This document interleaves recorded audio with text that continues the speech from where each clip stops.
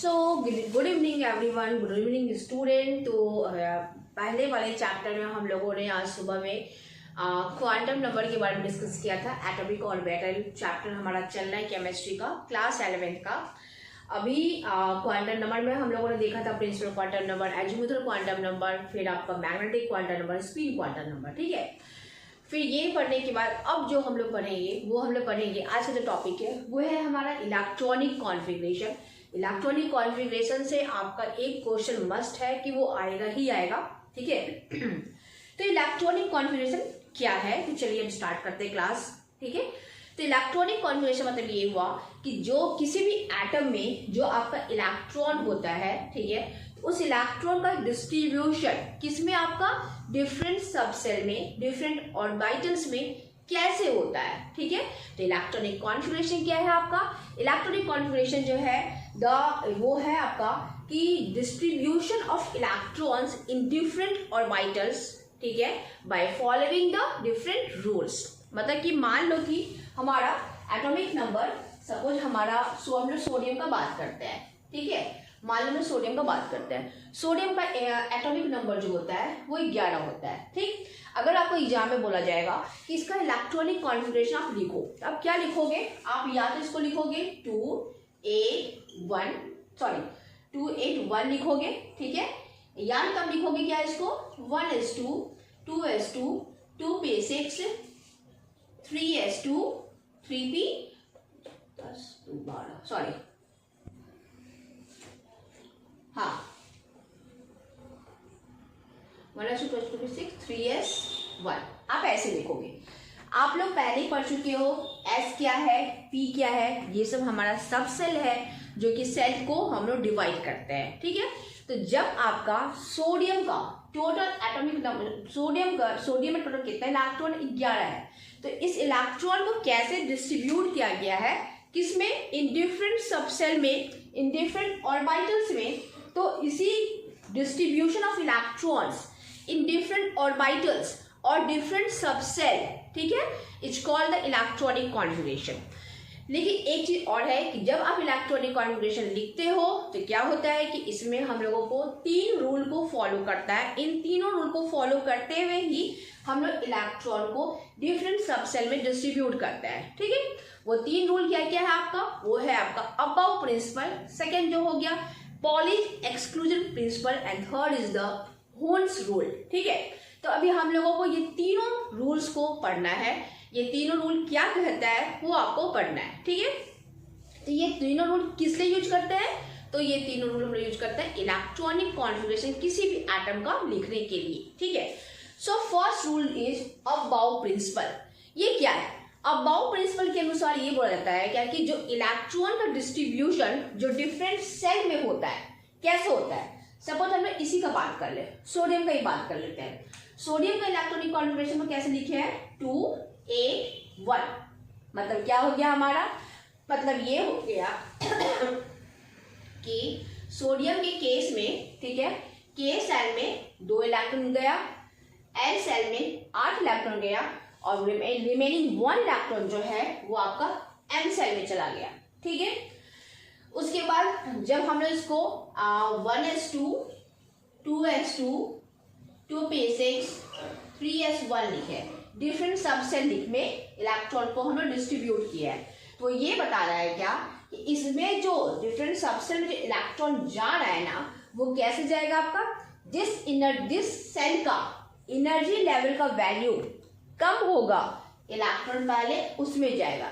जैसे कोई आपसे बात करे के और एल का, ठीक है, तो के और एल में एनर्जी लेवल का वैल्यू किसका कम है, जो कि आपका न्यूक्लियस के नजदीक है आपका, यानी कि के सेल। तो के सेल में पहले इलेक्ट्रॉन जाएगा, देन आपका एल सेल में जाएगा। ठीक है, अगर मान लो कोई आपसे बात कर ले 1s2 2s2 2p6, तो इसमें ये बता रहा है क्या कि पहले 1s में ही इलेक्ट्रॉन क्यों गया, फिर 2s में क्यों गया, क्यों, क्योंकि 1s का जो एनर्जी का वैल्यू होगा ना वो आपका 2s से कम होगा। मतलब ये हुआ कि जिसका एनर्जी, देखिए अपन एक बार पढ़ देती हूँ, the filling of electron should take place in accordance with the ascending order of energy of orbitals। मतलब वो ऑर्बिटल जिसका एनर्जी का वैल्यू कम है, पहले इलेक्ट्रॉन उसमें जाएगा, उसके बाद धीरे धीरे करके जिसका एनर्जी का वैल्यू अधिक है, इलेक्ट्रॉन उसमें आपका बाद में जाएगा। ठीक है, वो यही वहां बता रहा है क्या, ascending order of energy of orbitals. मतलब ये हुआ, अगर आप इसका बात करोगे, इसमें 1s का जो एनर्जी का वैल्यू है वो आपका कम है इन कंपेयर टू 2s। ठीक है, 2s का एनर्जी का जो वैल्यू कम है वो है 2p से आपका कम है, मतलब 2p का एनर्जी का वैल्यू अधिक है, इसलिए इलेक्ट्रॉन पहले 2s में जाएगा, देन आपका 2p में जाएगा। ठीक, क्लियर हो गया आपका। ठीक, अब सेकेंड पॉइंट क्या बोल रहा है कि lower energy orbital should be filled first before higher energy level. ठीक है, मतलब वही जो बताया आपको, जो लोअर एनर्जी ऑर्बिटल है वो उसमें इलेक्ट्रॉन आपका पहले जाएगा। ठीक है, थर्ड पॉइंट ये बोलता है क्या, एनर्जी जो होता है वो directly proportional to principal quantum number की होता है। मतलब ये कि जैसे जैसे आपका n का वैल्यू बढ़ेगा वैसे वैसे आपका क्या, सॉरी ये पॉइंट अभी आपको नोट नहीं करना, 1 मिनट।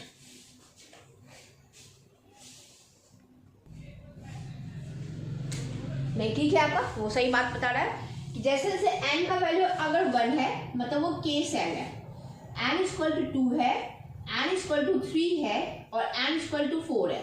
तो जैसे मान लो ये हमारा एक एटम हो गया, ठीक है, ये न्यूक्लियस हो गया, ये n इक्वल टू आपका 1 था, ठीक है, ये आपका n इक्वल टू 2 था, ये आपका n इक्वल टू 3 है एंड ये आपका n इक्वल टू 4 है। ठीक है, तो यहाँ ये बता रहा है क्या, एनर्जी जो होता है वो directly proportional to principal quantum number. ठीक है, मतलब जैसे जैसे n का वैल्यू बढ़ेगा वैसे वैसे एनर्जी का भी वैल्यू, सेल की जो एनर्जी है वो भी आपका बढ़ता जाएगा। मतलब ये हुआ कि सबसे कम एनर्जी जो होगा वो n का होगा। ठीक है, सबसे अधिक एनर्जी n इक्वल टू, सबसे कम एनर्जी n इक्वल टू 1 जो है उसका होगा, और सबसे अधिक एनर्जी जो है वो n इक्वल टू 4 का जो है उसका होगा। इसलिए ये लिख रहे हैं क्या कि एनर्जी जो होता है वो डायरेक्टली प्रोपोर्शनल टू n का, मतलब जैसे आप n का वैल्यू बढ़ाओगे वैसे वैसी एनर्जी जो है ना उसका वो इंक्रीज करेगा। ठीक है, ये क्लियर हो गया। तो वही ये बता रहे हैं क्या कि अबाव प्रिंसिपल ये बताते हैं क्या कि उस ऑर्बिटल में या उस सबसेल में इलेक्ट्रॉन पहले जाएगा जिसका कि एनर्जी का वैल्यू कम है। मतलब पहले इलेक्ट्रॉन n इक्वल टू 1 है उसमें जाएगा, देन आपका 2 में जाएगा, देन आपका 3 में जाएगा, देन आपका 4 में जाएगा। ठीक है, तो इसका आप स्क्रीनशॉट ले लो, आगे बढ़ते हैं।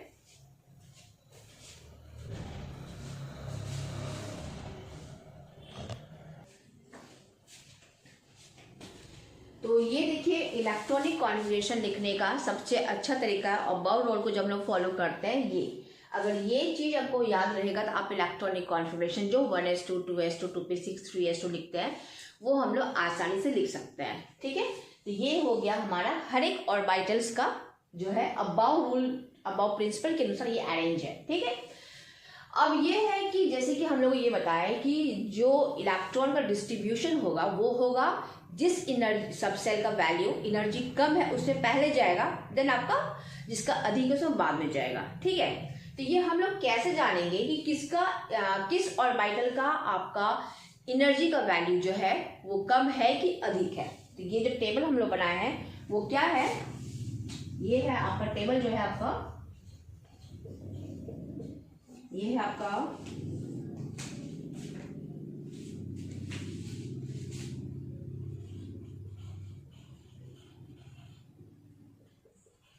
Energy orbitals in increasing order of energy.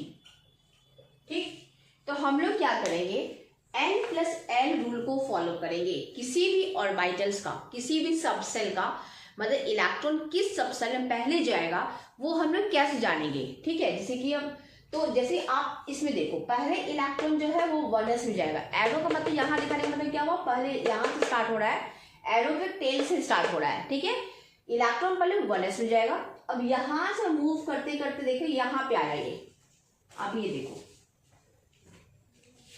वो यहाँ से मूव करते करते, ये डॉट देख लो ना यहाँ, अब ये जाएगा 2s में। पहले इलेक्ट्रॉन 1s में जाएगा, देन आपका 2s में जाएगा, ठीक है। 2s के बाद देखो ये एड ओवर, जहाँ हेड खत्म हुआ यहाँ से टेल स्टार्ट हुआ, यहाँ से 2s के बाद फिर 2p में जाएगा, देन 3s में जाएगा, फिर वो यहाँ से गया, फिर वापस आपका यहाँ आएगा, फिर टेल से स्टार्ट होता है, 3p में जाएगा, देन 4s में जाएगा। तो इस तरीके से इलेक्ट्रॉन का डिस्ट्रीब्यूशन होता है किसी भी एटम में, ठीक। अब हमको ये पता करना है कि हम ये कैसे मान लो कि आप कुछ इलेक्ट्रॉनिक कॉन्फ़िगरेशन लिख दिए और आपको पता ही नहीं कि वो सही है कि गलत है, ठीक है, मान लो, तो उसको हम लोग चेक कैसे करेंगे कि किस ऑर्बिटल्स का एनर्जी का वैल्यू कम है कि अधिक है। तो उसको हम लोग N+L रूल को हम लोग फॉलो करते हैं। तो अभी जो हम लोग लिखे हैं यहाँ पे, जितना भी सबसेल का वैल्यू लिखे हैं आपका प्रिंसिपल क्वांटम नंबर के साथ, इसको हम लोग ऐसे अकॉर्डिंग, इसको हम लोग क्या कर दिए हैं, अरेंज कर दिए है। अब हम लोग इसमें ये फाइंड करेंगे कि किस ऑर्बिटल्स का, किस सबसेल का एनर्जी का वैल्यू कम है कि अधिक है, वो हम लोग निकालेंगे। तो देखो इसको कुछ नहीं करना है, सिंपल वे में लिखिए। पहले 1s है तो 1s लिख दिए, फिर 2s एंड 2p है सेकेंड रो में, तो 2s एंड 2p लिख दिए, फिर 3s 3p 3d है, 3s 3p 3d लिख दिए, 4s 4p 4d 4f है, तो 4s 4p 4d 4f लिख दिए, then 5s 5p 5d 5f है, 5s 5p 5d 5f है। उसके बाद आगे का भी वैसे ही होगा, ठीक। अब हमको ये निकालना है, ये प्रूव करना है कि सच में 1s का एनर्जी पहले कम है 2s से, ठीक है। इसको कैसे प्रूव करेंगे कि कैसे, क्यों 1s में ही इलेक्ट्रॉन पहले क्यों जा रहा है, 2s से पहले क्यों नहीं जा रहा है। रीजन क्या है, क्योंकि 1s का जो एनर्जी का वैल्यू है वो आपका कम होगा किससे, इस 2s से। इसको प्रूव करते हैं हम लोग N+L रूल से, ठीक है। इसमें हम लोग N क्या है आपका प्रिंसिपल क्वांटम नंबर और L क्या है आपका एजीमुथल क्वांटम नंबर, यहाँ पे देखिए मैंने L का वैल्यू मतलब लिख दिया है, अब तो आप आसानी से बता सकते हो। अब ये देखो पहला है हमारा N+L रूल को हम लोग फॉलो करते हैं। तो यहाँ पे N का वैल्यू क्या है, 1s के लिए N का वैल्यू 1 हो गया, ठीक है, N का वैल्यू 1 हो गया। अब प्लस S का वैल्यू के लिए L का वैल्यू क्या है 0, ठीक है। तो यहाँ पे एनर्जी का वैल्यू क्या आया 1, ठीक। अब हम लोग 2s का बात करते हैं, N का वैल्यू 2 प्लस S का वैल्यू 0, मतलब ये हो गया 2, 2b का 2 प्लस P का वैल्यू क्या है, यहाँ पे P के लिए L का वैल्यू क्या है 1, तो ये हो गया 1, मतलब ये हो गया आपका 3। इसी तरह सब कंप्लीट करते हैं हम लोग, 3 इसका 3 आ जाएगा, इसका P का वैल्यू 1 है तो इसका 4 आ जाएगा, D का वैल्यू यहाँ पे D का वैल्यू 2 है L के लिए, तो क्या हो जाएगा 5 आ जाएगा, इसका 4 आ जाएगा, इसका 4 एंड P इसका 5 आ जाएगा, 4D है तो D का वैल्यू 2 है तो 6 आ जाएगा, F के लिए 3 है तो 7 आ जाएगा, 5 आ जाएगा, फिर 5P P मतलब ये हो गया 6 एंड 7 एंड 8 आ जाएगा। तो ये देखिए अभी हम क्या बताएं, अगर आपको ये देखना है कि ये सही है कि गलत है, आप इससे हम लोग अपना ये एनर्जी का वैल्यू निकाल सकते हैं। हम लोग बोले कि इलेक्ट्रॉन सबसे पहले 1s में फील्ड होगा और 2s में नहीं होगा, क्यों, क्योंकि 1s का एनर्जी का वैल्यू कम है आपका, इसके लिए इसको नीचे में प्रूव कर सकते हैं। 1s का एनर्जी का वैल्यू N+L रूल को जब हम लोग फॉलो करते हैं, लगाते हैं तो देखते हैं क्या 1s का वैल्यू जा रहा है एनर्जी का वो 1 आ रहा है, जबकि 2s का एनर्जी का वैल्यू 2 आ रहा है। तो 1 एंड 2 में एनर्जी का वैल्यू किसका अधिक हो गया, ये हो गया 2 का वैल्यू अधिक हो गया। इलेक्ट्रॉन क्या बताया था आपका बॉब प्रिंसिपल के अनुसार, इलेक्ट्रॉन जिसमें एनर्जी का वैल्यू कम होगा उसमें पहले जाएगा, ठीक है। इस चीज को हम लोग कैसे अरेंज कर सकते हैं, इस टेबल को हम लिख सकते हैं 1s का एनर्जी किससे कम है 2 से, तो क्या लिखेंगे लेस देन 2s, ठीक है। 2 के बाद 3 इन दोनों का इक्वल है, तो फिर क्या लिखोगे, फिर लिखोगे 2p then 3s then 3p। हाँ अब आप ये देखिए 3p है एंड 3d है एंड 4s है, ठीक है। तो 3p के बाद आप इलेक्ट्रॉन जो है वो 3d में नहीं जाएगा, वो 4s में जाएगा, क्यों, अगर कोई आपको ये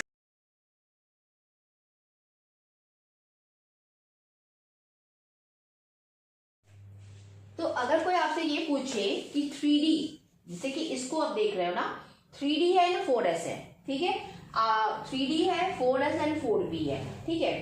आपको तो ये लगेगा ना कि 3p के बाद इलेक्ट्रॉन जो है 3D में जाना चाहिए, क्योंकि same energy level, sorry principal quantum number का वैल्यू सेम है, लेकिन 3p के बाद इलेक्ट्रॉन 3D में नहीं जाकर के वो 4s में जाता है। क्यों, क्या रीजन इसका?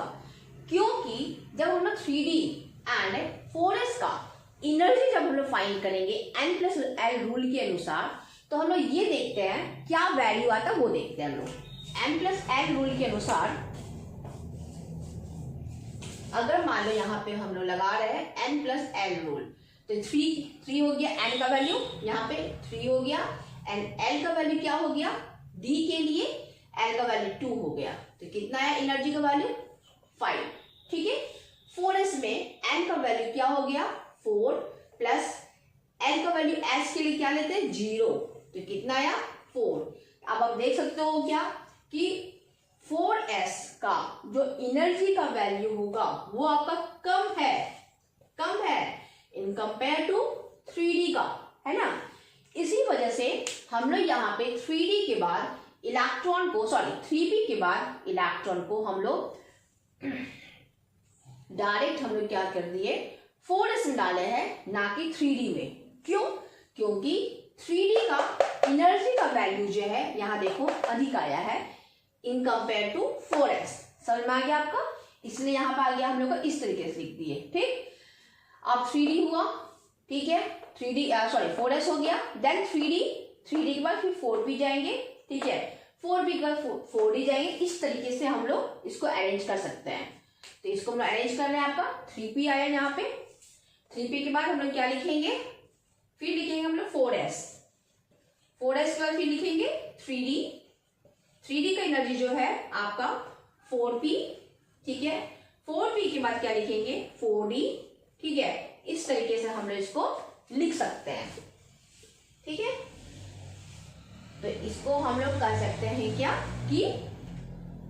क्या कर सकते हैं, इंक्रीजिंग ऑर्डर में एनर्जी का इंक्रीजिंग ऑर्डर में हम लोग ऑर्बिटल्स को अरेंज किए हैं, ठीक है। इसको नोट डाउन कर लीजिए आप लोग।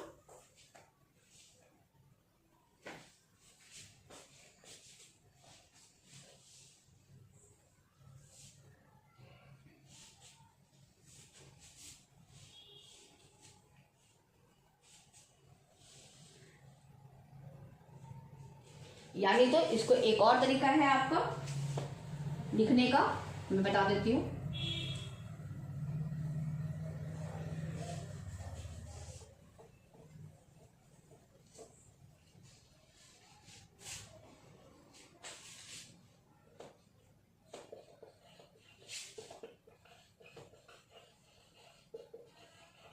The increasing order of energy of various orbitals क्या होगा इसका? इसको जब कोई बोलेगा आपका तो आप लिखोगे 1s 2s 2p 3s 3p के बाद है 3s 3p 4s 3d 4s 3d 4p 5s 4p 5s 4p 5s 4d 4d 5p, यहाँ देखिए ना 4d 5p 6s, फिर लिखोगे 4f 5d, फिर 6p 6p के बाद 7s देन 5f, इस तरीके से बनेगा।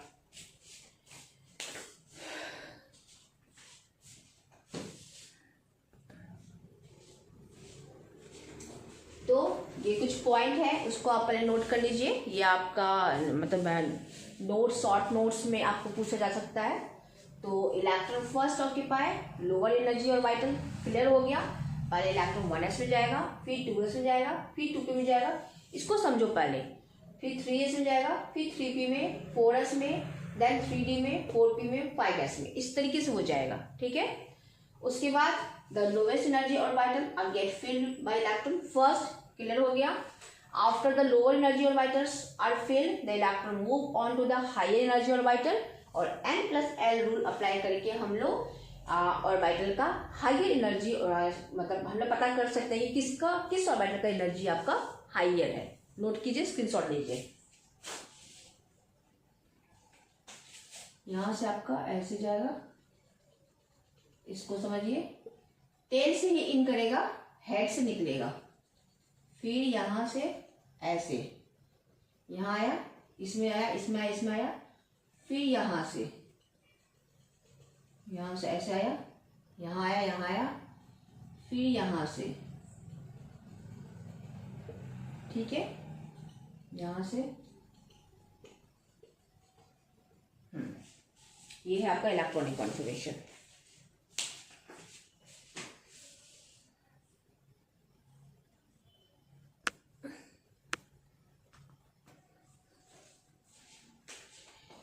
अब हम लोग कुछ एटम का इलेक्ट्रॉनिक कॉन्फ़िगरेशन लिख करके देखते हैं, ठीक है। सपोज मान लो हम लोग को लिखना है नाइट्रोजन का एटॉमिक नंबर कितना होता है, 7, एटॉमिक नंबर 7 होता है, ठीक है। तो इसका इलेक्ट्रॉनिक कॉन्फ़िगरेशन कैसे लिखेंगे, इस रूल को देख करके और बॉब प्रिंसिपल को देख करके। सबसे पहले हमारा इलेक्ट्रॉन किससे जाएगा, 1s में, तो क्या लिखेंगे, 1s। s ऑर्बिटल में मैक्सिमम कितना इलेक्ट्रॉन जा सकता है, 2, तो ये लिखेंगे 1s2। 1s के बाद क्या आ रहा देखिए, 2s में इलेक्ट्रॉन जाएगा, यहां लिखेंगे 2s। s ऑर्बिटल में मैक्सिमम 2 इलेक्ट्रॉन जाएगा, 2s2। 2s के बाद देखिए क्या हो रहा है, 1s, फिर 2s, 2s के बाद फिर आएगा 2p, देन 3s, ठीक है। अब जाएगा 2p, p में मैक्सिमम कितना इलेक्ट्रॉन जा सकता है, तो p में आपका 3 ऑर्बिटल है, एक ऑर्बिटल में मैक्सिमम 2 जाएगा, तो 3 दूना 6, याद है ना, भूल गए, ये हो गया हमारा p ऑर्बिटल, याद है, ये हमारा p ऑर्बिटल है। तो अगर एक बॉक्स में एक ऑर्बिटल में 2 जाएगा, तो 3 में कितना जाएगा, 6 जाएगा ना आपका, ठीक है। लेकिन नाइट्रोजन का एटॉमिक नंबर 7 है, अभी तक कितना हो गया, 2 2 4, मतलब अभी 3 और बच गया है, तो p में सिर्फ बचा हुआ 3 इलेक्ट्रॉन जाएगा। तो ये हो गया नाइट्रोजन का इलेक्ट्रॉनिक कॉन्फ़िगरेशन, ठीक। सोडियम आपको बता ही चुके हैं। अब हम लोग मान लो बात करते हैं सिलिकॉन का या फास्फोरस का, या फिर एक काम करो, ऑक्सीजन की बात कर, नहीं ऑक्सीजन छोड़ दो, मैग्नीशियम का बात कर लेते हैं। मान लो अगर कोई मैग्नीशियम पर इलेक्ट्रॉनिक कॉन्फ़िगरेशन लिखने के लिए बोल रहा है, तो मैग्नीशियम का एटॉमिक नंबर जो होता है वो होता है 12, ठीक है। कैसे लिखेंगे, यहां से देखिए, पहले लिखो 1s में s ऑर्बिटल में मैक्सिमम, एक चीज देख लो, s में आपका मैक्सिमम 2, p में मैक्सिमम 6, d में मैक्सिमम 10 और f में आपका मैक्सिमम 14। रीजन आपको पता ही है, क्यों, क्योंकि d ऑर्बिटल में जो होता है आपका 5 ऑर्बिटल होता है, d सबसे में 5 ऑर्बिटल होता है, मतलब मैक्सिमम आपका 10 इलेक्ट्रॉन जाएगा, ठीक है। f में 7 सबसेल होता है, 7 ऑर्बिटल होता है,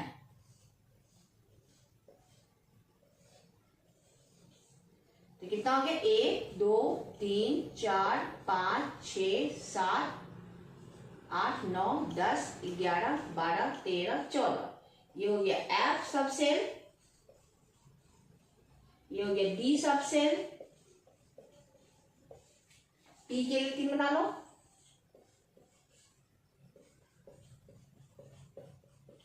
ये d सबसेल,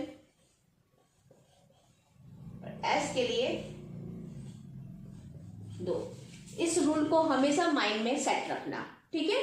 ये सब हो गया आपका सबसेल हो गया, एक s में आपका एक बॉक्स बनेगा, मतलब एक ऑर्बिटल होगा, आपको पता है कैसे, जो भी हम बहुत दिन पहले आपको बताए थे एजीमुथल क्वांटम नंबर के सॉरी अभी थोड़ा देर पहले आपको बताए थे, जब हम लोग मैग्नेटिक क्वांटम नंबर पढ़े होंगे आप लोग, तो उसमें कैसे नंबर ऑफ ऑर्बिटल्स निकालते हैं याद होगा, उसी रूल को फॉलो किए हैं।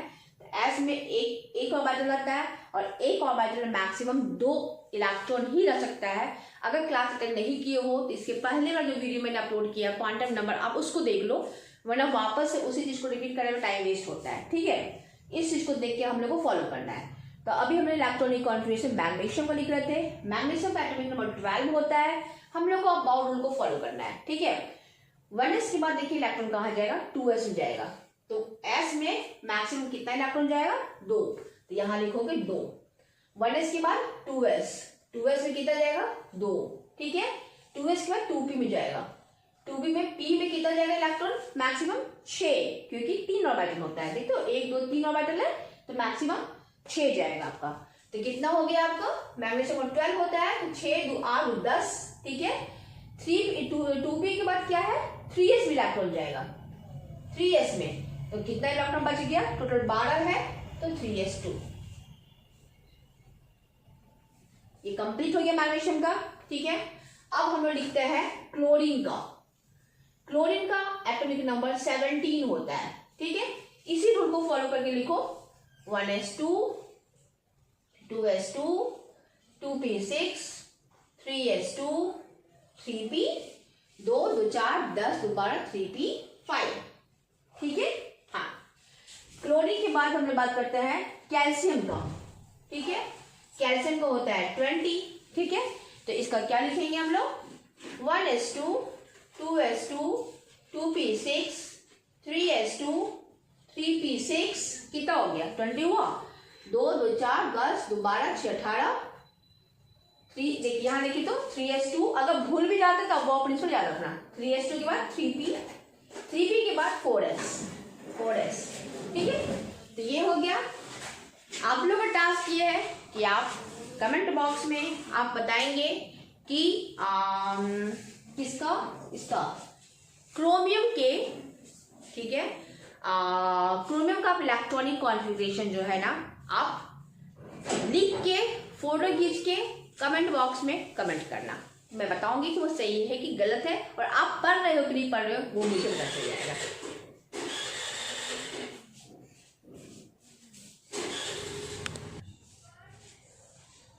सो इलेक्ट्रॉनिक कॉन्फ़िगरेशन लिखने के लिए आपको बताए थे कि हम लोग को 3 रूल को फॉलो करना पड़ेगा। फर्स्ट हो गया हमारा अबाव प्रिंसिपल, जिसमें कि हम लोग का इलेक्ट्रॉन का फिलिंग जो होता है वो आपका किसी भी सबसेल का जो ऑर्बिटल्स का जो एनर्जी लेवल है उसके ऊपर डिपेंड करता है। जिसका एनर्जी कम होगा पहले इलेक्ट्रॉन उसमें जाएगा, हाई एनर्जी में इलेक्ट्रॉन बाद में जाएगा। ठीक है, सेकेंड रूल जो है वो हमारा है पॉली एक्सक्लूजन प्रिंसिपल। वो क्या कहता है आपका कि no 2 electrons can have all 4 quantum number to be the same। मतलब ये बोल रहा है क्या कि 2 इलेक्ट्रॉन का, ठीक है, जो चारों क्वांटम नंबर का जो वैल्यू होता है वो कभी भी सेम नहीं हो सकता। चारों वैल्यू सेम नहीं होगा आपका वो। ठीक है, मान लो किसी भी, जैसे कि मान लो कि एक ऑर्बिटल्स का हम बात करते हैं, आपको बताया कि किसी भी ऑर्बिटल्स में 2 इलेक्ट्रॉन होता है।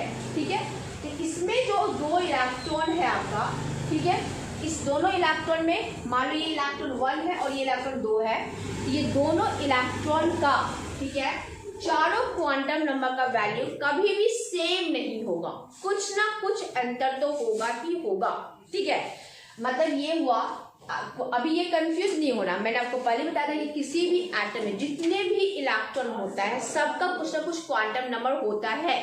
क्वांटम नंबर मतलब क्या हो गया, जो कि आपका एग्जैक्ट मतलब एड्रेस बताता है, एग्जैक्ट नहीं कर सकता, प्रोबेबिलिटी बताता है, मतलब कि इलेक्ट्रॉन कहाँ मिलेगा। ठीक है, मान लो कि कोई आपको ये बोल दे 1s2, मान लो आपको कोई बोल दे 1s2, मतलब ये हो गया कि s ऑर्बिटल में 2 इलेक्ट्रॉन है। ठीक है, तो ये दोनों इलेक्ट्रॉन का कुछ ना कुछ क्वांटम नंबर होगा सब कुछ नंबर तो होगा ही होगा, चारों क्वांटम नंबर होगा। मान लो कि हम अभी इलेक्ट्रॉन 1 जो है ना, इसका क्वांटम नंबर निकाल रहे हैं 1s के लिए। ठीक है, इसके लिए इलेक्ट्रॉन 1 एंड इलेक्ट्रॉन 2, ठीक है, इन दोनों का क्वांटम नंबर का वैल्यू निकाल रहे हैं।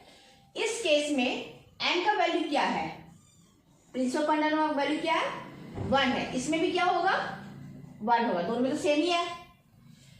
एल का वैल्यू क्या है, एल का वैल्यू क्या है, एल का वैल्यू अगर एस है अगर मान लो तो एल का वैल्यू क्या होगा, दोनों में आपका 0 होगा, एल का वैल्यू दोनों में 0 होगा आपका, ठीक है। एम एल का वैल्यू क्या होगा, वो भी 0 ही होगा आपका, समझो, ठीक है। एंड स्पिन क्वांटम नंबर का वैल्यू क्या होगा, एम एस क्या होगा आपका, एम एस का एक है आपका अपवर्ड डायरेक्शन में और एक है आपका एम एस का वैल्यू डाउनवर्ड डायरेक्शन में, ठीक है। मतलब एक का इलेक्ट्रॉन का वैल्यू होगा +½ और दूसरे का वैल्यू होगा -½ बस यही अंतर है। तो पॉलिश एक्सक्लूजन ये बताता है क्या कि देखो क्या बोला, नो 2 इलेक्ट्रॉन, 2 इलेक्ट्रॉन है आपका, can have all 4 quantum number, यहाँ पे 4 क्वांटम नंबर है ना, 1 2 3 एंड 4। देख लो ये 1 नंबर दोनों का सेम है, 2 नंबर दोनों का सेम है, 3 नंबर दोनों का सेम है, लेकिन 4th नंबर जो है अपोजिट है, एक का +½ है एक का -½ है।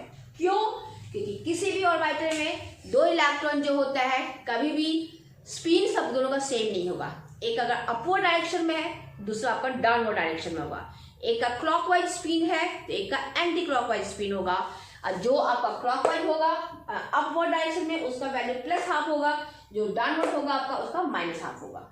क्लियर हो गया आपका पॉलिश एक्सक्लूजन प्रिंसिपल, इसको नोट कर लो। अब हम लोग पढ़ेंगे हून्स रूल ऑफ मैक्सिमम मल्टीप्लिसिटी, ठीक है।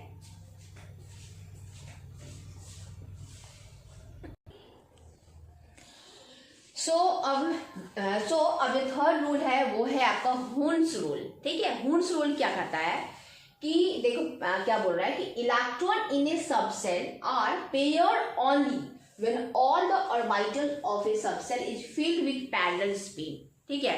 मतलब कि जो सबसेल में जो इलेक्ट्रॉन है जो हम लोग पेयर करते हैं ना वो तब होगा जब आपका टोटल ऑर्बिटल जो है ना वो सिंगली इलेक्ट्रॉन से वो फिल्ड हो जाएगा, तब जाके उसमें डबल इलेक्ट्रॉन आपका आएगा, मतलब पेयर तभी हो पाएगा। जैसे कि मान लो कि अगर हम मान लो कि सपोज नियॉन का हम इलेक्ट्रॉनिक कॉन्फिगरेशन लिखते हैं, नियॉन का एटॉमिक नंबर कितना होता है, 10 होता है, ठीक है, 10 होता है। जब इसका हम इलेक्ट्रॉनिक कॉन्फिगरेशन लिखेंगे तो क्या लिखेंगे, 1s2 2s2 2p6, कितना हो गया, 6 2 8 2 10, कंप्लीट हो गया। इसको हम लोग ऑर्बिटल में दिखाते हैं, ठीक है। ये हो गया 1s, ये हो गया हमारा 2s एंड ये हो गया हमारा 2p, ठीक है, हाँ ये हो गया 2p।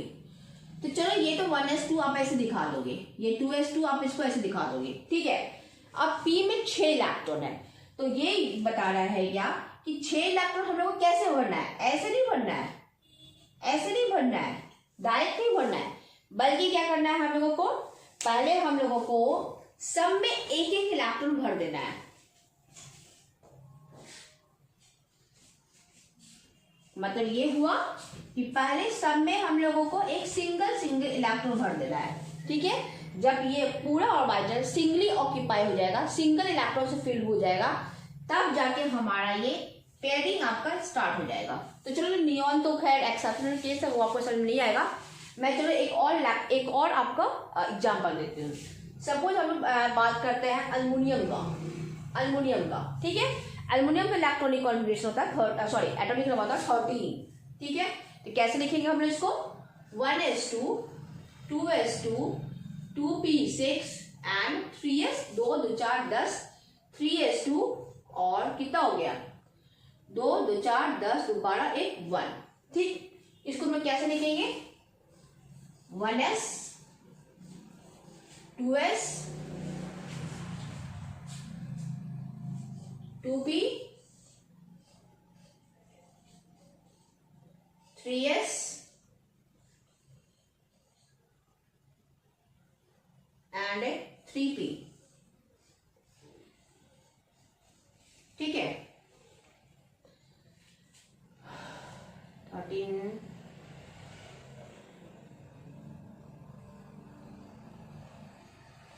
ये भी एग्जाम्पल आप लोगों को समझ नहीं आएगा, चलो फिर पहले बता देती हूँ।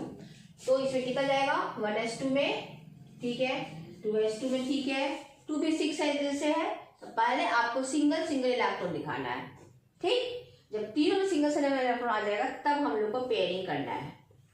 ओके, 2p6 3s2 3p1, ठीक है। तो ये हो गया आपका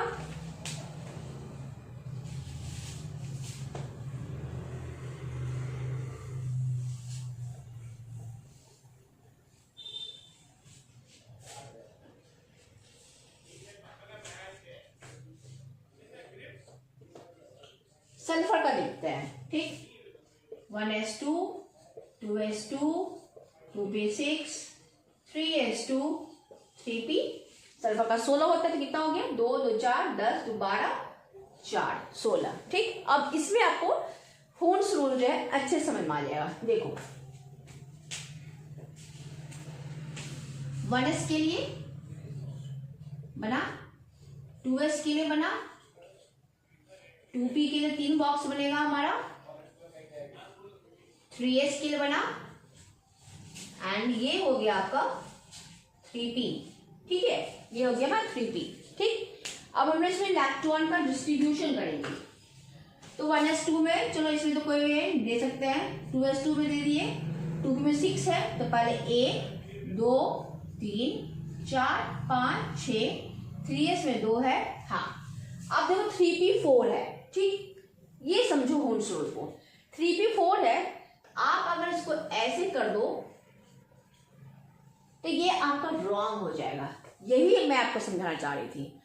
हून्स रूल में ये बोल रहा है कि ये जो सेम एनर्जी का जो ऑर्बिटल है आपका, ठीक है, ये तीनों ऑर्बिटल पहले सिंगल इलेक्ट्रॉन से फील्ड हो जाना चाहिए, तब जाके पेयरिंग होना चाहिए। अगर आप पहले ही पेयर कर दोगे तो ये ऑर्बिटल आपका क्या है, वैकेंट है, एम्प्टी है, तो ये आपका रॉन्ग हो जाएगा। इस केस में हम लोगों को हून्स रूल को कैसे फॉलो करना है, देखिए हून्स रूल को हम लोगों को फॉलो ऐसे करना है कि इसमें हम लोगों को करना क्या है, पी में कितने इलेक्ट्रॉन है, 4 इलेक्ट्रॉन है, तो पहले हम लोग क्या करना है, 1 यहाँ 2 यहाँ 3 इलेक्ट्रॉन, ठीक है, एक एक इलेक्ट्रॉन तीनों ऑर्बिटल में हम लोग डाल दिए। अब बच रहा है 1 इलेक्ट्रॉन, अब जाके यहां से हमारा पेयरिंग स्टार्ट हो जाएगा और ये हमारा सही है। अब समझ में आ गया आपको हून्स रूल क्या कह रहा है। हून्स रूल यही कह रहा है क्या, before the double occupation in any orbital, जब तक डबल ऑक्यूपेशन करना है, करने से पहले every orbital in a subshell is singly occupied, मतलब हर एक ऑर्बिटल में कम से कम एक सिंगल इलेक्ट्रॉन होना जरूरी है। देन जब पूरा जो भी ऑर्बिटल आपका है, जब ये तीनों ऑर्बिटल या पांचों ऑर्बिटल जो भी ऑर्बिटल है एक एक सिंगल इलेक्ट्रॉन इसमें आ गया, तब हम लोग उसको पेयर कर सकते हैं। क्लियर हो गया हून्स रूल का, ठीक।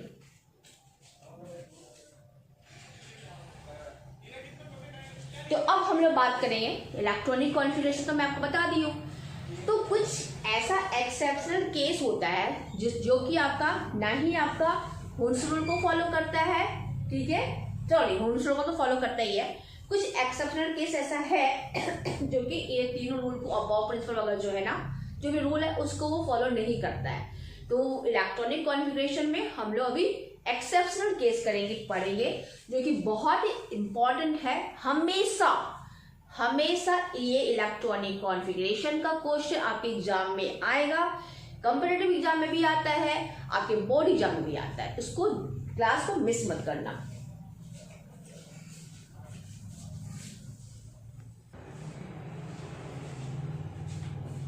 अब हम लोग लिखेंगे एक्सेप्शनल केस। पहले देखिए क्रोमियम का इलेक्ट्रॉनिक कॉन्फ़िगरेशन। क्रोमियम का इलेक्ट्रॉनिक कॉन्फ़िगरेशन लिखने के लिए क्रोमियम का एटॉमिक नंबर कितना होता है आपका, क्रोमियम का एटॉमिक नंबर जो होता है वो होता है आपका 24, ठीक है।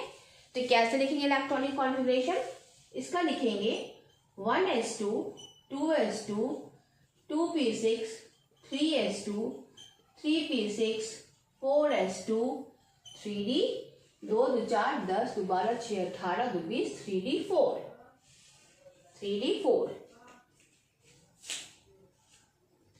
आप क्या करोगे, आप अपने रूल को ही फॉलो कर रहे हो, ठीक है, अबाव प्रिंसिपल वगैरह को फॉलो कर रहे हो।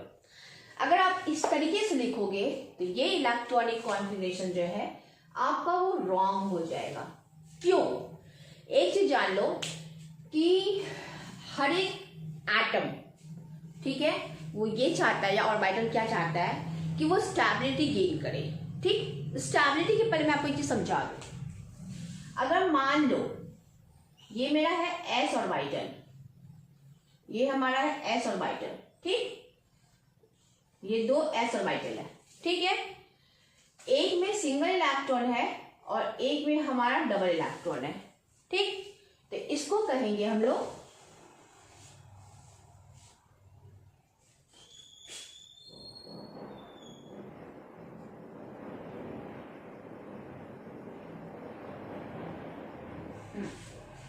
इसको कहेंगे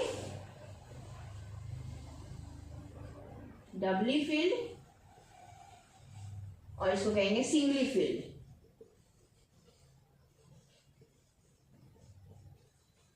या फिर इसको कहेंगे हम half field, half field, sorry इसको मैं अच्छे से लिखती हूँ, कोई एक मिनट। हाँ, इसको लिखेंगे, जिसमें इसको लिखेंगे हम लोग half filled orbital, half filled orbital.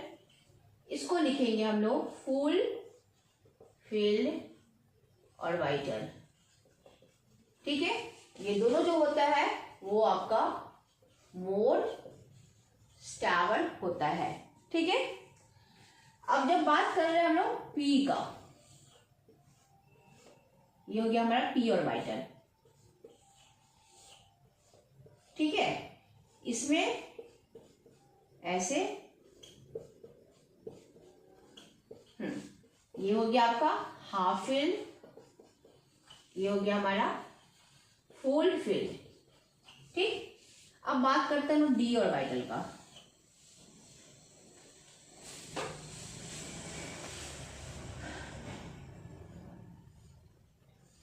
ये हो गया हमारा डी ऑर्बिटल, डी ऑर्बिटल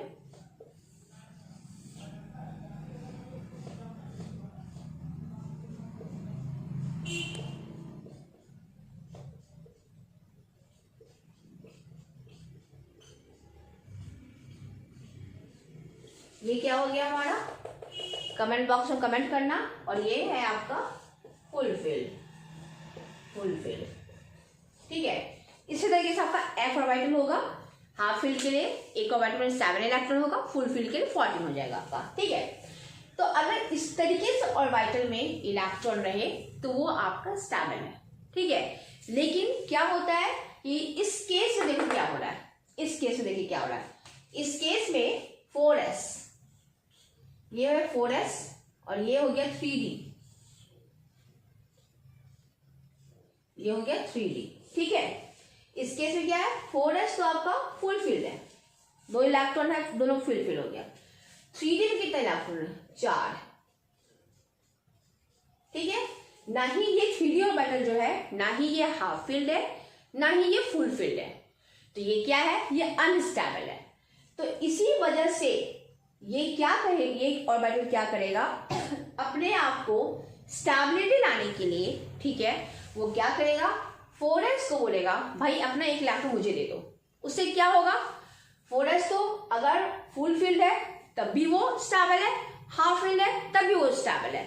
इस केस में क्या होगा, ये 4s क्या करेगा, अपना एक इलेक्ट्रॉन जो है ना वो इसको दे देगा, ठीक है, इसको दे देगा। तो इसके बाद क्या होगा एटॉमिक स्ट्रक्चर आपका, सॉरी इसके बाद इलेक्ट्रॉनिक कॉन्फ़िगरेशन क्या होगा आपका, देखिए इसको आप नोट कर लो।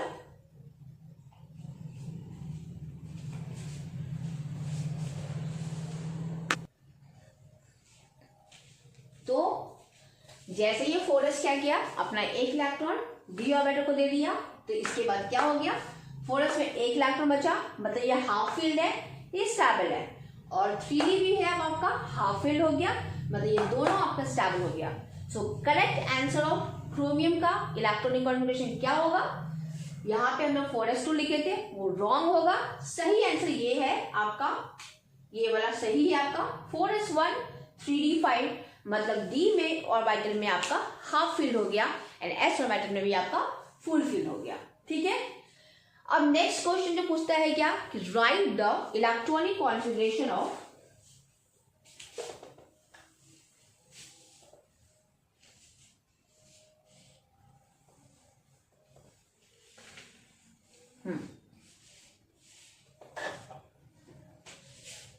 नेक्स्ट क्वेश्चन जो है आपका राइट द इलेक्ट्रॉनिक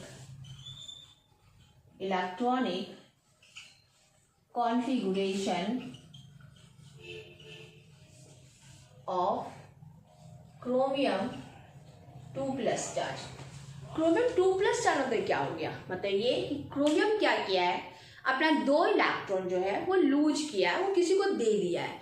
मतलब क्रोमियम का एटॉमिक नंबर पहले कितना था 24, अगर वो 2 इलेक्ट्रॉन दे दिया मतलब 2+ चार्ज 2 इलेक्ट्रॉन दे दिया तो अब क्रोमियम का इलेक्ट्रॉनिक कॉन्फ़िगरेशन जो हो गया वो 22 हो गया। ठीक है, तो आपको बोला जाएगा, आप लिखोगे Cr24 और एटॉमिक नंबर इसका हो जाएगा 22। ठीक है, तो इसका इलेक्ट्रॉनिक कॉन्फ़िगरेशन आप कैसे लिखोगे, इसका लिखोगे आप 1s2 2s2 2p6 3s2 3p6। ठीक है, कितना हो गया आपका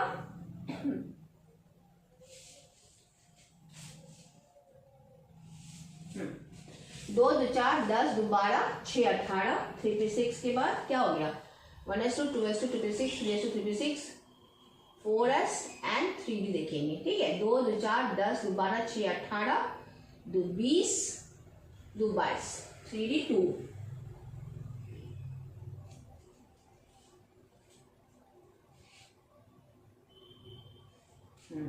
one S to 2s2 2p6 3s2 3p6 कितना है 22 है। 2 2 4 10 2 12 6 18 2 20 21 22।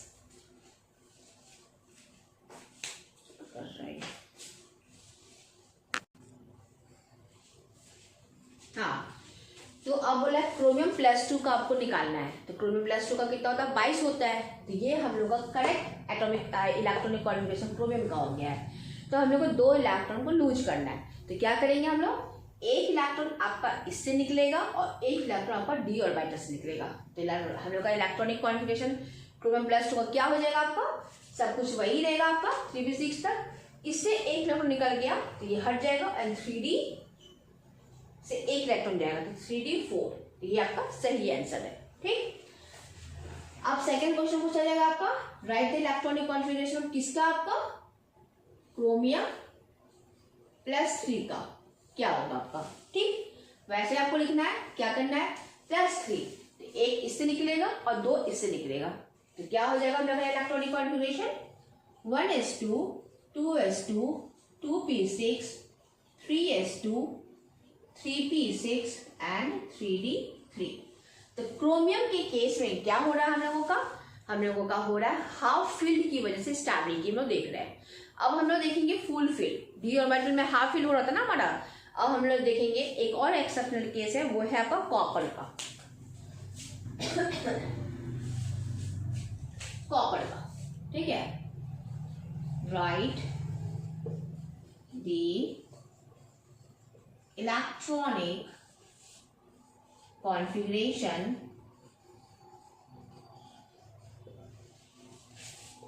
Of copper. ठीक है, copper plus and copper 2+ charge, ये आपका क्वेश्चन है। ठीक है, अब आपको एटॉमिक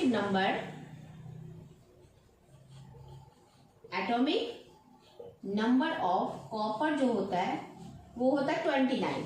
ठीक, इलेक्ट्रॉनिक कॉन्फ़िगरेशन कॉपर का लिखना है, कैसे लिखोगे, यहाँ लिख दो कॉपर, यहाँ लिखो 29, यहाँ लिखो। ठीक है, इसका लिखिए,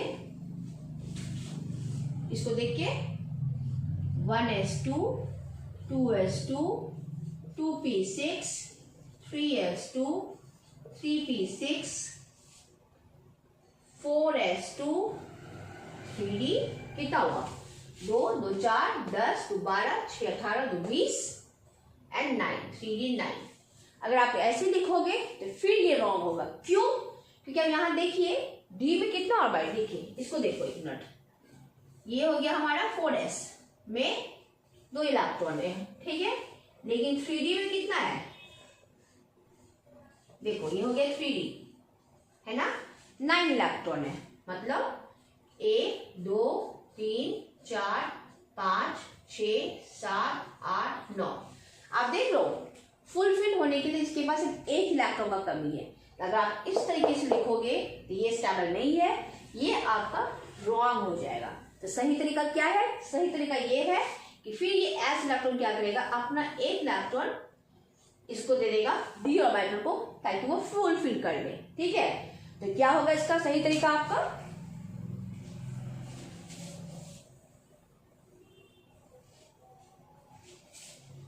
सही तरीका इसका हो जाएगा 3s2 3p6 4s1 3d 10। देखो डी भी आपका फुलफिल हो गया, स्टेबल हो गया, एस ऑर्बिटल आपका हाफ फिल हो गया, ये भी स्टेबल हो गया, और यहाँ पे आपका ऐसे कर दोगे तो ये आपका इलेक्ट्रॉनिक कॉन्फ़िगरेशन हो गया कॉपर का, ठीक है। नोट कर लीजिए इसको फटाफट।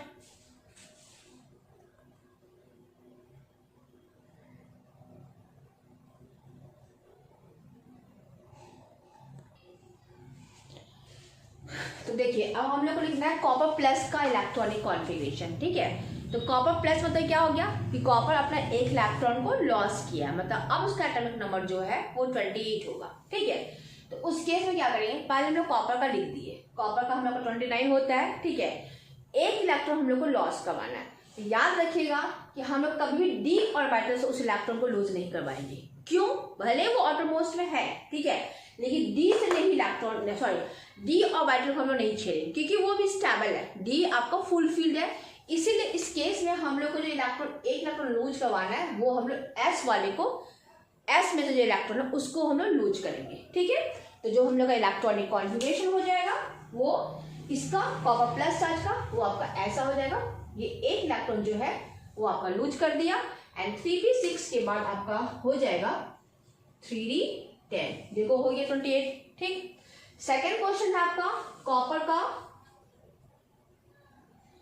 2 प्लस चार्ज। तो मतलब ये हुआ कॉपर का 29 होता है, 2 इलेक्ट्रॉन को लूज कर दिया, अब हो गया 27, अब हो गया 27। अब इस केस में हम लोगों को डी ऑर्बिटल को तो छेड़ना ही होगा, ठीक है।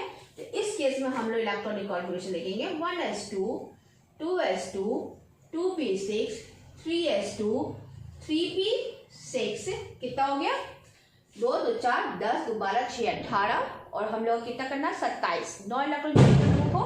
तो अब इस केस में हम लोग को 3d इसमें से डी में, अब इस केस में हम लोग को 1 इलेक्ट्रॉन को लॉस करवाना होगा 3d 9। तो ये हम लोगों का एक्सेप्शनल केस है जो कि हर एक कॉम्पिटिटिव एग्जाम में पूछता है, आपके बोर्ड एग्जाम में भी पूछेगा, ठीक है। तो इस चीज को अच्छे से गौर कर लेना। इलेक्ट्रॉनिक कॉन्फ़िगरेशन कम से कम, सॉरी एटॉमिक नंबर कम से कम आप 30 तक जरूर याद रखिए, और एक्सेप्शनल केस में कॉपर का एंड क्रोमियम का याद रखिए, ठीक है।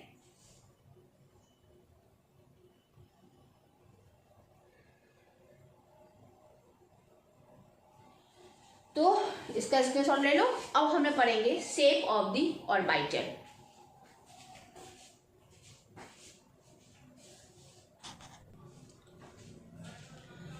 तो चलिए अब हम लोग पढ़ेंगे शेप ऑफ ऑर्बिटल्स के बारे में। जैसे कि हम लोग जानते हैं कि हमारे पास S P D F 4 type का ऑर्बिटल्स होता है। सबका शेप क्या होता है?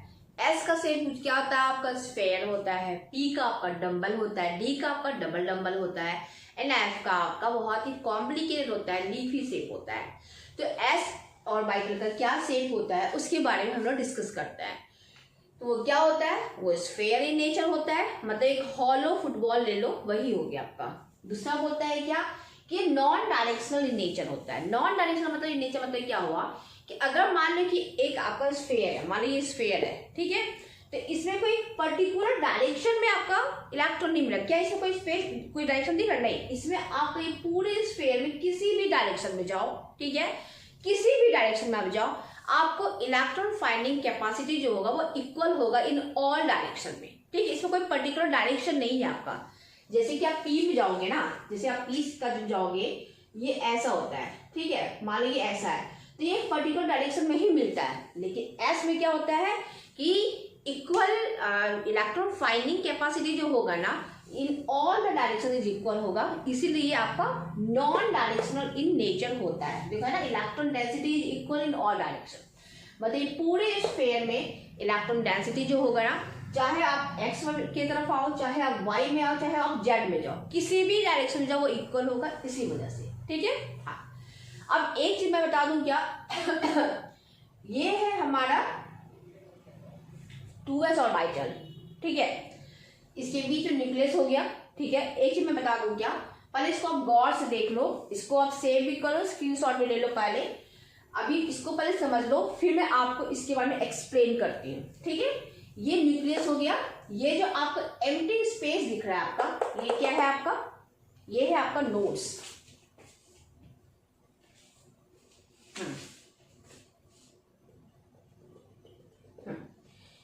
ये एम्प्टी स्पेस दिख रहा है ना, ये आपका नोड्स हो गया। और जहां पे आपको रेड रेड पार्ट दिख रहा है ना, ये हो गया क्या, जहां पे कि इलेक्ट्रॉन फाइंडिंग कैपेसिटी जो होगा, probability of finding the electron जो होगा वो इस एरिया में, इस ऑर्बिटल्स में आपका मैक्सिमम होगा, जबकि ये जो स्पेस है ना इसमें आपका कम होगा आपका, ठीक। तो जहां पे जो एम्प्टी स्पेस दिख रहा है ना, इसको कहते हैं नोड या फिर नोडल सरफेस। मतलब ये हुआ, ये एक ऐसा एरिया है जहां पे finding of an electron in this region is zero, जहां पे इलेक्ट्रॉन मिलने का जो प्रोबेबिलिटी होता है ना वो जीरो होता है, ठीक।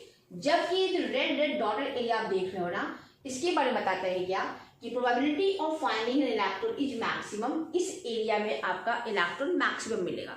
मतलब जब आप 1s का बात करोगे, मान लीजिए हम 1s ऑर्बिटल का बात करते हैं, ये 1s ऑर्बिटल का बात करते हैं, इस केस में हमारा ऐसा बनेगा, 1s की केस में ऐसा होगा, ये 1s ऑर्बिटल हो गया।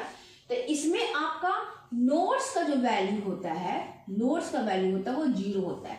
इसमें आपका ऐसा कोई जगह नहीं है जहां पे कि इलेक्ट्रॉन नहीं मिलेगा, बल्कि इसमें आपका सब जगह पे आपका इलेक्ट्रॉन मिलेगा आपका, ठीक है। हाँ, तो जब हम लोग साइज का बात करेंगे 1s 2s 3s जैसे बात करेंगे, रुको एक सेकेंड,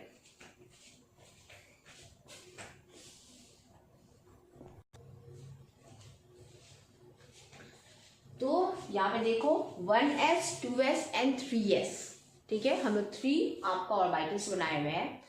तो जब आपको ये पूछा जाएगा कि इन तीनों में कितना नोड्स है, नोड्स मतलब क्या होगा पहले आप समझिए। ये 1s ऑर्बिटल है, ठीक है, 1s ऑर्बिटल देखिए कि नंबर ऑफ नोड्स जो होता है वो जीरो होता है। क्यों? क्योंकि एक तो फॉर्मूला इसका ये होता है n-l-1, इसका मतलब ये हुआ इसमें s के लिए l का वैल्यू तो जीरो होगा, मतलब n-1 हो गया। देखिए इसमें जीरो नोड्स मिला। दूसरी बात आप यहाँ पे देखो, जो 1s है ऑर्बिटल है, इसमें ये बता रहा है क्या कि the probability of 1s electron is found to be maximum near the nucleus. Nucleus के आसपास बता रहा है क्या कि इलेक्ट्रॉन मिलने का जो प्रोबेबिलिटी है ना वो मैक्सिमम है, and decrease as the distance from the nucleus increases. और जब यहाँ न्यूक्लियस से जैसे हम डिस्टेंस बढ़ाते हैं ना तो वो डिक्रीज करता है। लेकिन 1s के केस में तो आपका एक ही सेल है आपका, ठीक है, तो बस वो मैक्सिमम ही है आपका, इसमें एक भी नोड्स नहीं होगा। जब बात करते हैं ना 2s का, ठीक है, 2s में नंबर ऑफ नोड्स जो होता है वो ये होता है 1, ठीक। यहाँ ये बता रहे हैं क्या कि इस in case of 2s orbital, यहाँ बता रहे हैं क्या कि the probability is again maximum, कहाँ पे, near the nucleus. Near the nucleus आपका इलेक्ट्रॉन का फाइंडिंग का जो प्रोबेबिलिटी है वो आपका मैक्सिमम है। उसके बाद क्या करेगा, इलेक्ट्रॉन फाइंडिंग प्रोबेबिलिटी जो होगा वो आपका डिक्रीज करेगा, ठीक है, and then decreases to zero. देखो यहाँ पे जीरो, ये एम्प्टी स्पेस जिसको हम लोग नोट करते हैं, जहाँ पे कि इलेक्ट्रॉन मिलने का चांसेस जो होता है वो आपका कम होता है। उसके बाद फिर से आपका अगेन इंक्रीजेज क्या probability of finding an electron जो है वो आपका फिर से आपका इंक्रीज करेगा। ठीक है, तो इसलिए बता रहा है कि 2s में आपका एक नोड है, इसलिए नियर द न्यूक्लियस आपका इलेक्ट्रॉन मिलेगा, उसके बाद नोड से आपका इलेक्ट्रॉन नहीं मिलेगा, फिर आपका यहाँ पे न्यूक्लियस मिलेगा, मैक्सिमम मिलेगा, देन आपका और आगे बढ़ने में आपका इलेक्ट्रॉन नहीं मिलेगा। जब बात करते हैं 3s ऑर्बिटल का, यहाँ पे क्या बोल रहा है 3s ऑर्बिटल में देखो नियर द न्यूक्लियस जो डॉटेड डॉटेड दिख रहा है, यहाँ पे आपका probability of finding the electron जो है वो मैक्सिमम है। उसके बाद आपका probability of finding the electron जो है वो बिल्कुल जीरो हो जाएगा। यहाँ जो एम्प्टी स्पेस दिख रहा है, ये नोड जिसको कहते हैं, इसमें आपका इलेक्ट्रॉन नहीं मिलेगा। फिर आपको इलेक्ट्रॉन मिलेगा मैक्सिमम, फिर आपको इलेक्ट्रॉन नहीं मिलेगा। तो कोई आपसे अगर पूछता है कि अगर रेडियल नोड्स या फिर स्फेरिकल नोड्स का value 1s 2s and 3s में क्या है, तो आपको बताना है कि 1s ऑर्बिटल में एक भी नोड्स नहीं है, 2s ऑर्बिटल में 1 नोड्स है एंड 3s ऑर्बिटल में 2 नोड्स है। फॉर्मूला क्या है इसका, n-1 लिखो, चाहे n-1 लिखो, क्योंकि आपका s ऑर्बिटल के लिए l का वैल्यू जो होता है वो आपका 0 होता है आपका। ठीक है, अब कोई पूछ सकता है क्या व्हाट इज नोड या फिर व्हाट इज नोडल सरफेस, तो क्या है ये ऑलरेडी हम आपको पहले बता चुके हैं। The intermediate region where probability of finding the electron is 0 is called the nodal surface और नोडल एरिया और नोडल सरफेस और नोड्स। ठीक है, तो चलिए हम लोग आगे पढ़ते हैं।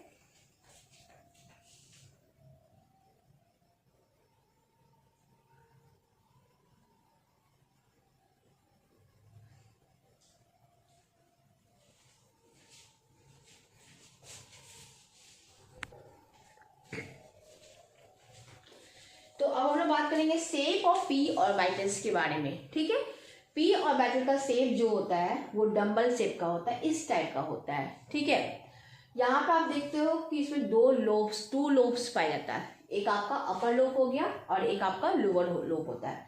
इन दोनों लोब में ही आपका इलेक्ट्रॉन जो होता है ना, इन दोनों लोब में आपका इक्वल मिलता है। ठीक है, ऐसा नहीं कि ऊपर में इलेक्ट्रॉन अधिक होगा ऊपर वाले लोब में और नीचे वाले लोब में इलेक्ट्रॉन कम होगा, ऐसा नहीं होगा। ये दोनों लोब में आपका इलेक्ट्रॉन इक्वल मिलेगा। ये बीच में आपका क्या है, न्यूक्लियस है आपका। ठीक है, ये आपका एंगुलर नोड्स देता है। जो ये आपका जो है ना, जैसे कि वो था आपका स्फेरिकल नोड किसका, एस ऑर्बिटल का, इसमें आपका एंगुलर नोड्स होगा, बात करेंगे आगे हम लोग। ठीक है, अब बोला कि पी ऑर्बिटल का 3 ओरिएंटेशन होता है। पी ऑर्बिटल जो होता है उसके पास 3 ओरिएंटेशन होता है। वो एक्स डायरेक्शन अलग होगा, वाई डायरेक्शन अलग होगा एंड जेड डायरेक्शन अलग होगा। अगर पी ऑर्बिटल आपका एक्स डायरेक्शन में बात करेंगे तो उसको हम लोग कहेंगे p x orbital. Y direction का बात करेंगे तो पी वाई ओरिएंटेशन एंड जब आपका जेड डायरेक्शन का बात करेंगे पी जेड ओरिएंटेशन कहलाएगा ये। ठीक है, हाँ, जैसे कि देखो यहाँ पे मान लो कि ये अभी हम लोग बात करते हैं पी एक्स का, इसको समझिए। मान लें कि हमारे पास 3 एक्सिस है।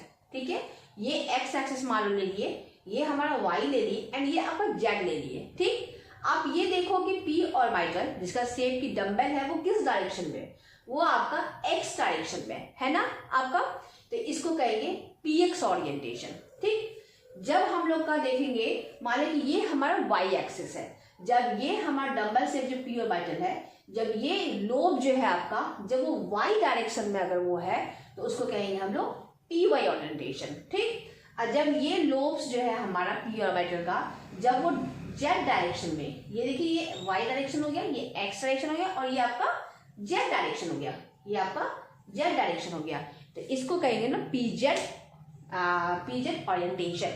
तो पी ऑर्बिटल का 3 ओरिएंटेशन होगा, p x orientation, p y orientation and p z orientation, जिसमें कि उसको हम लोग उसी ओरिएंटेशन में उसी डायरेक्शन में दिखाएंगे। ठीक है, अब ये बोल रहा है क्या कि ये जो एक्सिस देख रहे हो आप, यहाँ की मान लो पी एक्स का बात कर रहा है, ये मान लो हमारा पी एक्स का बात हो रहा है, मान लो ये हमारा एक्स एक्सिस है, ये हमारा वाई एक्सिस है और ये मान लो हमारा जेड एक्सिस है।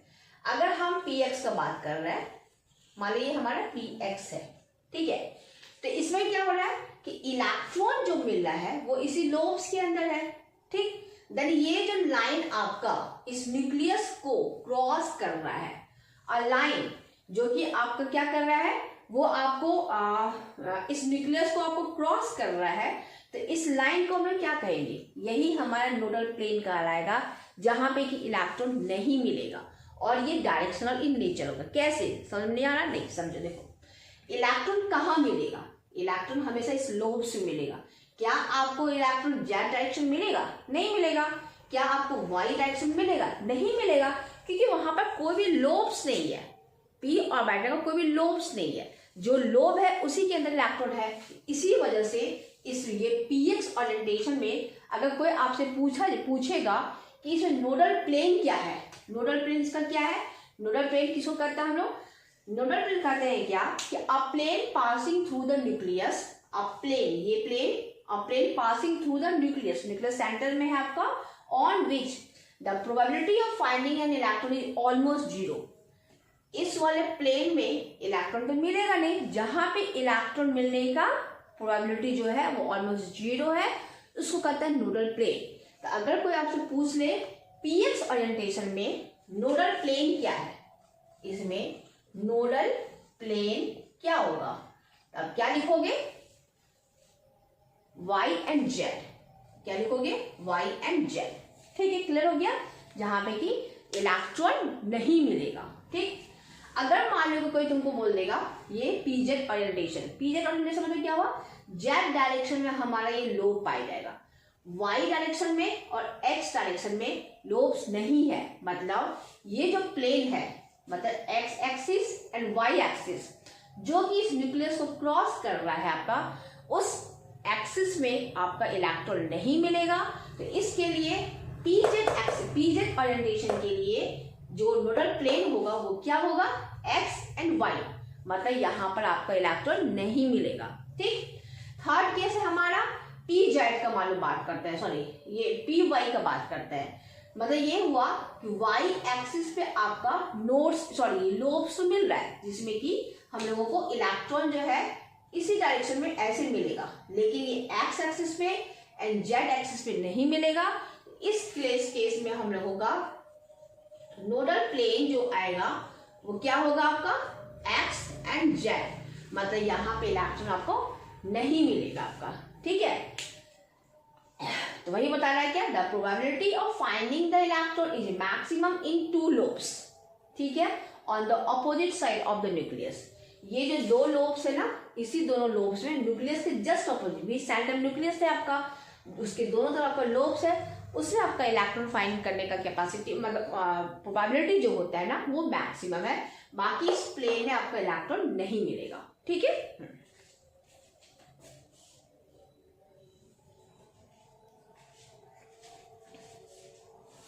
स्क्रीनशॉट ले ले। तो ये बता रहे हैं क्या, पी ऑर्बिटल पर बता रहे हैं क्या कि पी ऑर्बिटल जो होता है ना वो आपका डायरेक्शनल इन नेचर होता है। डायरेक्शनल इन नेचर मतलब ये हुआ कि मान लीजिए हमारा पी ऑर्बिटल है, मान लीजिए हमारा पी ऑर्बिटल है। ठीक है, तो अगर ये मान लो पी वाई, हम बताए ना कि ये आपका, अगर ये पी वाई डायरेक्शन में अगर ये लोब्स है हमारा, ठीक है, जैसे कि पी ऑर्बिटल का 3 ओरिएंटेशन होता है, p x, p y, p z, -1, 0, +1 होता है आपका। अगर मान लो अगर ये y एक्सिस में हमारा p ऑर्बिटल है और आपका x एक्सिस में z एक्सिस में नहीं है, इसका मतलब क्या हो गया कि जो आपका जो डायरेक्शन है y डायरेक्शन, उसी डायरेक्शन में हमारा सिर्फ इलेक्ट्रॉन मिलेगा, बल्कि z एंड x डायरेक्शन में नहीं मिलेगा। इसीलिए डायरेक्शनल इन नेचर है। जिस डायरेक्शन में हमारा ये लोब्स रहेगा उसी डायरेक्शन में हमारा इलेक्ट्रॉन मिलेगा। जैसे इस वाले केस में देखिए, यहाँ पे देखिए x एक्सिस में हमारा p ऑर्बिटल है, इसलिए इसी ऑर्बिटल के अंदर, इसी लोब के अंदर हमारा इलेक्ट्रॉन मिलेगा। तो किसी न किसी डायरेक्शन में ये है ना आपका, यहाँ पे x डायरेक्शन में है, यहाँ पर y डायरेक्शन में है, किसी केस में z डायरेक्शन में होगा। तो चूंकि ये जिस डायरेक्शन में आपका ये लोब अवेलेबल रहेगा वो उसी डायरेक्शन में, हर एक डायरेक्शन में नहीं मिलेगा। अगर यहाँ पे y डायरेक्शन में लोब है तो इसका मतलब इलेक्ट्रॉन आपका y डायरेक्शन में ही मिलेगा, x एंड z में नहीं मिलेगा। क्यों? क्योंकि ये इसका नोडल प्लेन है जहाँ पे कि इलेक्ट्रॉन नहीं मिलेगा। जबकि आपका स्फेरिकल में याद है आपका, वो स्फेयर इन शेप था और वो नॉन डायरेक्शन था, मतलब वो था कि वो आपको तीनों डायरेक्शन में मिलेगा इक्वल, क्योंकि उसमें कोई डायरेक्शन फिक्स नहीं था आपका, वो इक्वल था। लेकिन यहाँ पे डायरेक्शन फिक्स किया हुआ है, तीन ओरिएंटेशन है ना। अगर मान लो कि पी एक्स का बात कर रहे हैं, मतलब वो लोब जो है वो एक्स एक्सिस पे है, तो मतलब इलेक्ट्रॉन इसी डायरेक्शन में मिलेगा। अगर मान लो पी वाई का बात कर रहे हैं, लोब हमारा सिर्फ वाई डायरेक्शन में है, तो इलेक्ट्रॉन सिर्फ वाई एक्सिस में मिलेगा। और अगर मान लो हम पी जेड का बात कर रहे हैं, मान लो हम पी जेड का बात कर रहे हैं, ये मान लो हमारा तीन एक्सिस है और ये मेरा जेड है, ये मेरा जेड है, ये एक्स है और ये वाई है, तो इलेक्ट्रॉन हमारा किससे मिल रहा है, सिर्फ जेड डायरेक्शन में ही मिल रहा है, और आपका वाई और एक्स में नहीं मिल रहा है, मतलब वो उसका न्यूट्रल प्लेन हो गया जहां पे इलेक्ट्रॉन नहीं मिलेगा आपका।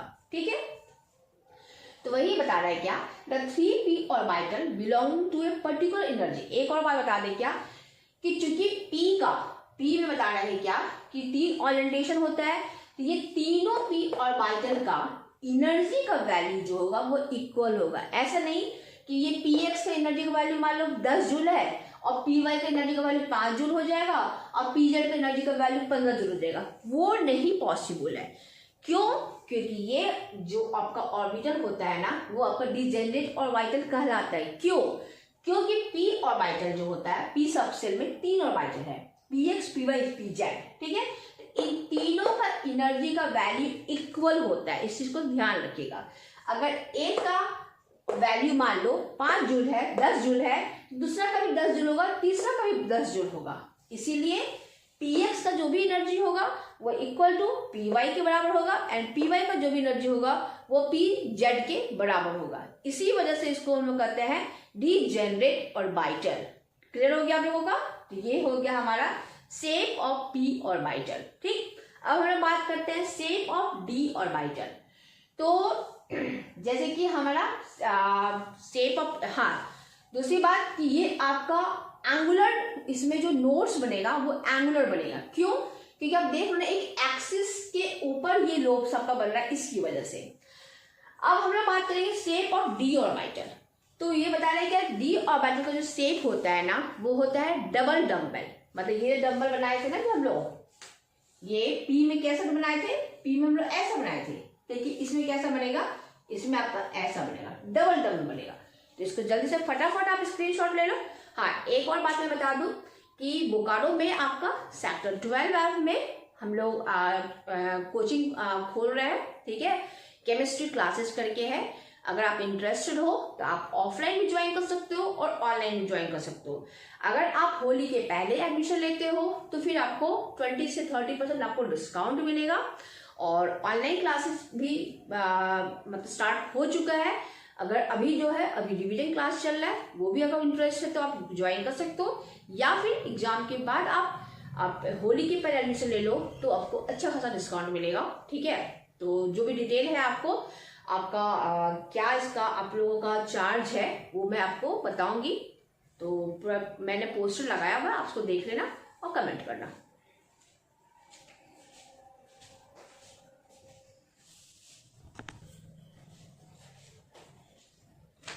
अब है शेप ऑफ डी ऑर्बिटल। ठीक है, तो डी ऑर्बिटल का शेप जो होता है वो होता है आपका डबल डम्बल शेप होता है आपका, जैसा हम बताए थे आपका, एक्सेप्ट डीजेड स्क्वायर।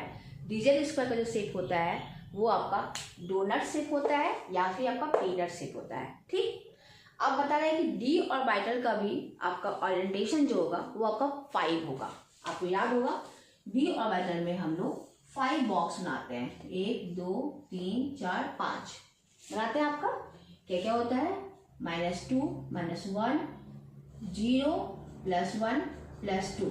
ठीक है, इसको हम लोग कैसे लिखेंगे, ये एक हो गया dxy dyz dzx dx² -y² and ये dz² हो गया। ठीक है, तो ये हो गया हमारा डी ऑर्बिटल का 5 ओरिएंटेशन। ठीक है, अब ये बता रहा है कि इसको भी हम लोग 2 टाइप में बांटे हुए हैं। एक हो गया आपका नॉन एक्सियल ऑर्बिटल, दूसरा हो गया आपका axial orbital. Non axial orbital मतलब क्या हो गया कि ऐसा ऑर्बिटल जो कि आपका एक्सिस के बीच में होगा, और एक्सियल ऑर्बिटल मतलब वैसे ऑर्बिटल जो कि आपका एक्सिस पे पाया जाएगा। जैसे कि आपका फर्स्ट ऑर्बिटल हो गया, हम लोग बात करते हैं नॉन एक्सल ऑर्बिटल, जो कि आपका 3 है, dxy, dyz एंड dzx। तो हम लोग बात करते हैं dxy का, ये है dxy, इसमें ये देखिए x axis and y axis, ठीक है, ना ही वाई एक्सिस पे ना ही एक्स एक्सिस पे कोई भी ऑर्बिटल नहीं, इन दोनों एक्सिस के बीच में ये ऑर्बिटल है ना, जहां पे कि आपका इलेक्ट्रॉन मिलने का कैपेसिटी अधिक है। ये देख लो, इलेक्ट्रॉन जो है ना आपका इस एरिया में मिलेगा, इलेक्ट्रॉन आपका इस एरिया में मिलेगा, है ना। तो ये हो गया आपका नॉन एक्सल ऑर्बिटल। दूसरा है आपका डी वाई जेड, मतलब वाई एक्सिस जेड एक्सिस, है ना। यहाँ पे देख लो, यहाँ पे इन एक्सिस के बीच में ये ऑर्बिटल है, जिसकी वजह से इलेक्ट्रॉन जो है ये आपका नॉन एक्सल ऑर्बिटल कराएगा, इसको हम कहेंगे डी वाई जेड ओरिएंटेशन, ठीक। तीसरा है हमारा डी जेड एक्स, अगर ये जेड एक्सिस है और ये एक्स एक्सिस है, देख लो ना, ये एक्सिस के बीच में ये हमारा ऑर्बिटल बना हुआ है, इसलिए इसको कहते हैं डी जेड एक्स ऑर्बिटल, जो कि ये तीनों ऑर्बिटल जो है वो हमारा नॉन एक्सल ऑर्बिटल कहलाएगा, क्योंकि ये एक्सिस के बीच में ये ऑर्बिटल बना हुआ है, जहां पे कि इलेक्ट्रॉन मिलने का प्रोबेबिलिटी जो होता है वो मैक्सिमम होगा। अब एक्सल ऑर्बिटल का दो एग्जांपल हो गया, d x square minus y square, ठीक है। ये देखो, ये हो गया एक्स एक्सिस एंड ये हो गया वाई एक्सिस। इस केस में आप ये देखिए कि जो एक्स एक्सिस है उसके ऊपर ही आपका ये लोब से बना हुआ है ना, आपका एक लोब हो गया, ठीक है। एंड ये वाई एक्सिस है, इसके ऊपर भी ये आपका ये लोब बना हुआ है, मतलब ये एक्सिस के ऊपर बना हुआ है, एक्स पे भी बना हुआ है एंड वाई भी बना हुआ है, इसीलिए इसको कहेंगे no d x square minus y square, जिसको कि हम लोग कहेंगे जो कि हमारा एक्सियल ऑर्बिटल कहलाएगा, ठीक है, जिसमें कि इलेक्ट्रॉन मिलने का प्रोबेबिलिटी मैक्सिमम है। लास्ट केस जो है वो है डी जेड स्क्वायर। इस केस में देखो, ये एक्स एक्सिस है, ये जेड इसके एक्सिस है, एक तो आपका जेड एक्सिस पे हो गया, और दूसरा क्या हो गया, जैसे कि मान लो कि ये हमारा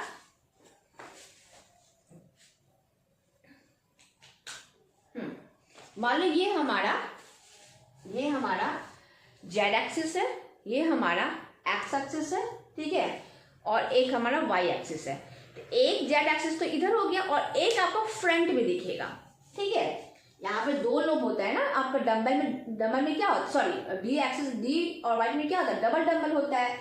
एक डंबल इस पे हो गया और एक ऐसे फ्रंट में है, एक फ्रंट में है, एक आपको बैकवर्ड दिख रहा है, इसीलिए इसको हम स्फेयर से दिखा दिए हैं, जिसका शेप जो होता है वो डोनट शेप का होता है या फिर पीनट शेप होता है आपका डी जेड स्क्वायर का, और ये भी आपका एक्सल ऑर्बिटल कहलाता है आपका, ठीक है।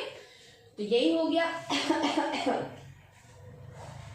तो ये हो गया हम लोगों का shape of the orbital. I hope कि आप लोगों को बहुत अच्छे से पसंद आ रहा होगा, मतलब समझ में आ रहा होगा, क्लियर।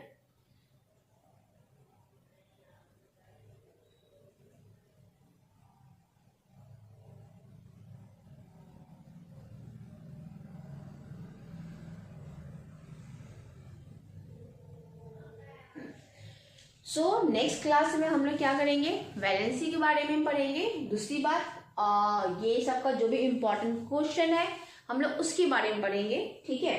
अभी आप इसको नोट करो फटाफट।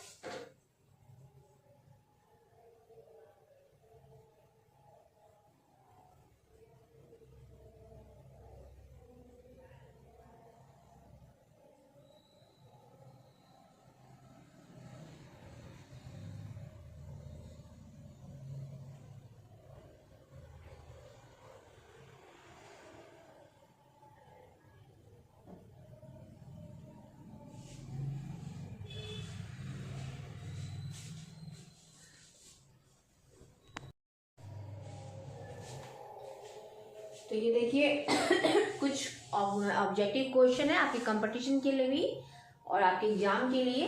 Bohr's model of the atom is based on which concept, ठीक है, ये आपका नीट 2015 में पूछा था आपका। Which observation from Rutherford experiment led to the discovery of the atomic nucleus, ये आपका नीट 2018 में पूछा था। इस तरह का बहुत सारा ऑब्जेक्टिव क्वेश्चन है, शॉर्ट आंसर क्वेश्चन है।